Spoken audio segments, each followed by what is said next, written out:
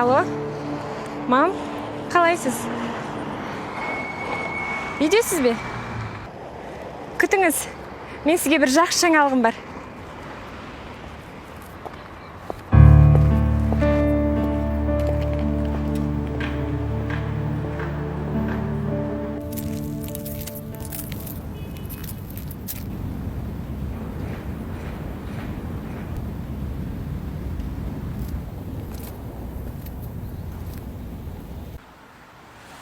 Мен саған қанша рет айттым.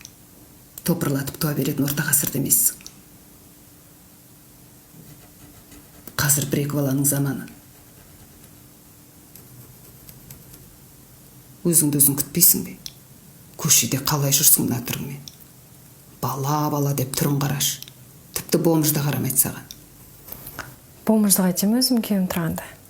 Қатырасыз, мам. Тумайсың. Мен тыңдасаң тумайсың. Бала туатың бар. Онда немене оқыдың? Мен сен немене салпетек қатын болсын деп тәрбиелеп едім? Бейбіт көп балалы отбасын армандайды. Бейбіт. Сол неме өзі. Ана бір баласын асырап алсын шәуел. Өзіңнің қаның аз, бүйрегің дімказ. Еркекке салсан 40 қатын елу ұлға тоймайды. Оттай бермес.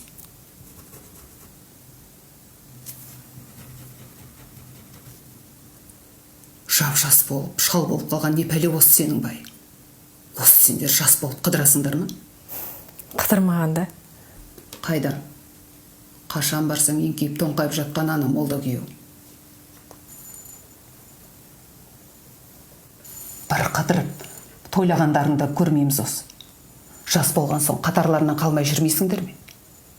Мам, арақшы бір ресторан аралауды айтып отырсыз ба? Бейбіт арақ ішпейді. Қайта маған жақсы емес пе? Тойып алып, мен тепкілеп жатса оның несі өмір? Әй, сен қыз менімен салғаласу үшін келдің бе?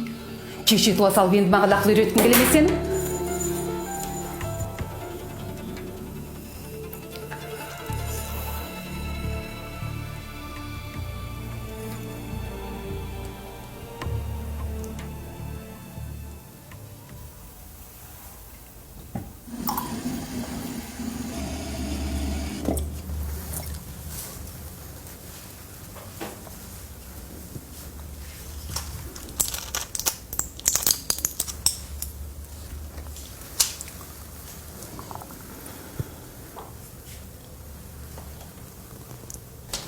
Мам, ашуланбаңызшы.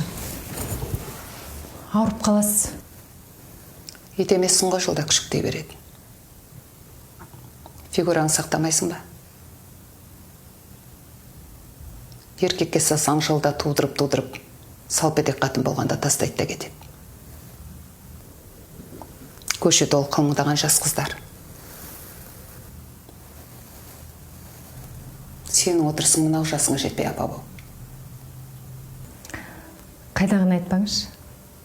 Бейбіт мені тастамайды.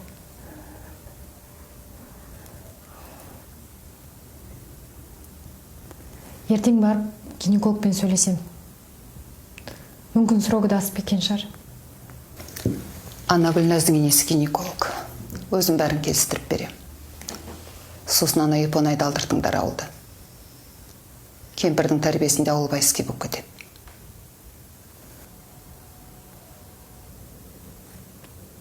Әзірге сендерге бір бала да жетеді.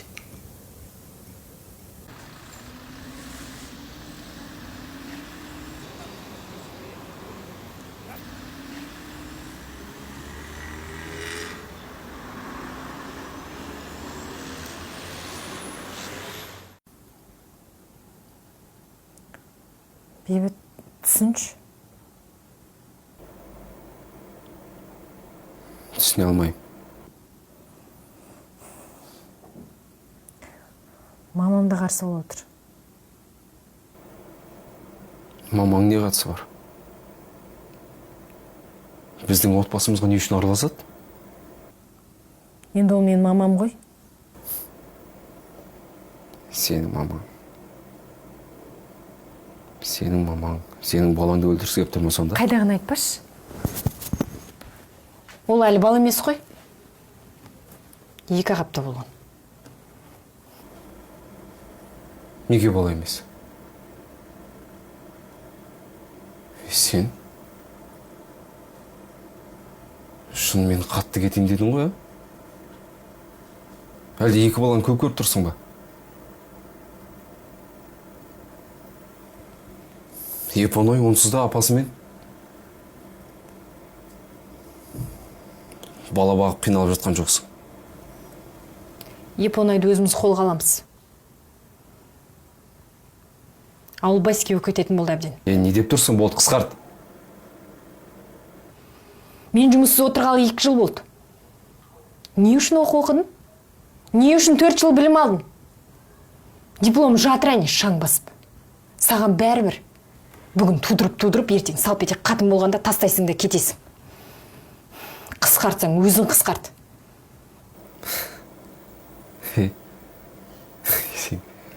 Сен жайшылық па, я?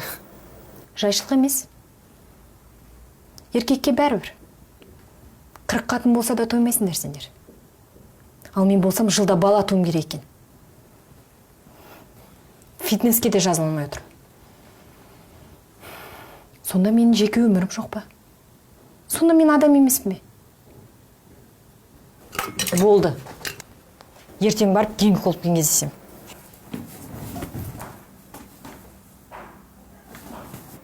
Осыдан сөйтіп көр. Көресің не болады.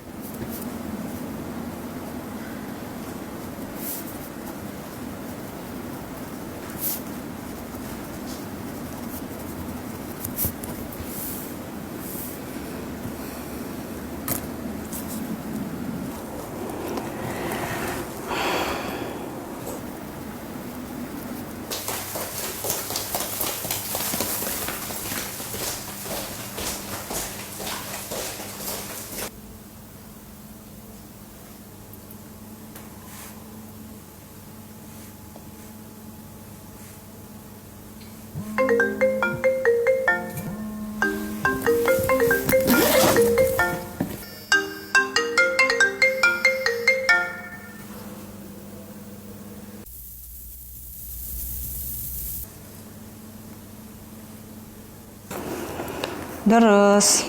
Бірінші баланы туғаныңызға әлі 2 жыл толмапты. Бала туа беруге болмайды қазір. Экология, все такое өзіңіз білесіз. Денсаулыққа күтім керек. Дұрыс шешім қабылдап отырсыз. Мына қағазды толтыра беріңіз. Жайланып отырып, мен дайындалып келейін.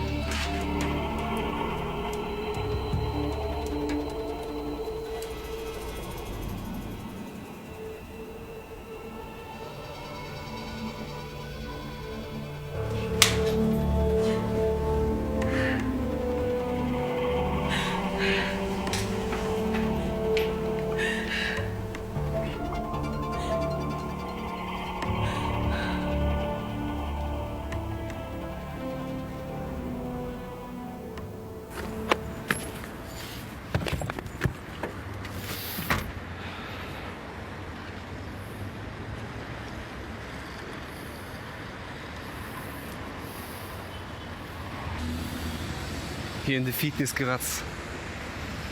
Фигураңды сақта.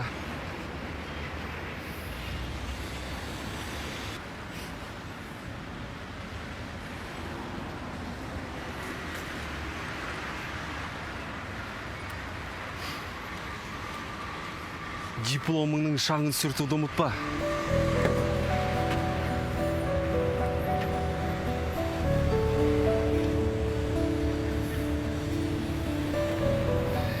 Елімізде жасалатын жасанды түсік саны жылдан жылға өсіп барады. Жалпы бұндай оқиғаның 23%-ы суық жүрістің салдарынан болып отыр дейді мамандар. Қала берді жасанды түсік жасату отбасылық келіншектердің арасында да жиілеп барады. Медицина өкілдері бұл факторға себеп болатын бірқатар әлеуметтік және психологиялық жайттарды алға тартып отыр. Сауалнамаға қатысқан қыз келіншектердің 60%-ы жасанды түсікке себеп болатын нәрсе отбасыдағы әлеуметтік деңгейдің төмендігі деп отыр. Өткен айда Астанада қазақтар, қайдағы әлеуметтік жағдай? Әр баланың өз несібесі бар емес пе?